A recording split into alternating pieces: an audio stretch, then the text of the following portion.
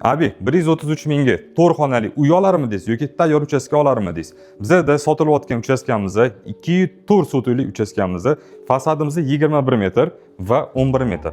3 ta xonadan iborat, xohlasangiz 2 ta yonma-yon uchastka tushirsangiz vashi shikarniy bo'ladi. Lokatsiya Shahristanskiy Chinobod ko'chaga kiradigan bo'lsa, eski pasportli ko'chaga yaqinlashganimizda 200 metr ichkariga kiramiz. Ko'chalarimiz asfalt, stolba, освещение, lokatsiyasi hamma yo'lga, yon atrofingizda hamma infrastrukturalar mavjud.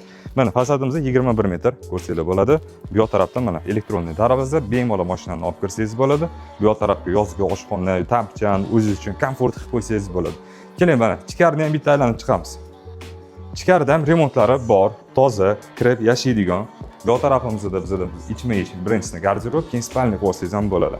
Yoki bolalaringiz bo'lsa, детskini bu yoq tarafga joylashtirsangiz bo'ladi. Va bu yog'imiz esa hol asosiy kirish eshigimizdan bo'ldi. Bu yoq tarafga keladigan bo'lsa, bizda spalnik xonamiz ham mavjud. Keling orqaga qaytamiz. Bizda oshxonamiz, stroyniy kuxna garnituri mavjud va to'g'rimizda sanuzel ham alohida.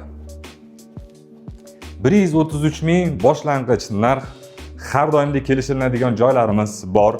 133 mingga to'rxona yaxshimi? Yo'q, mana shu Shahristanskiy Chinobod ko'chadagi uchastkani qaysi birini sizlar tanlagan bo'lardinglar? Fikringizni kommentariyada yozib qo'ying.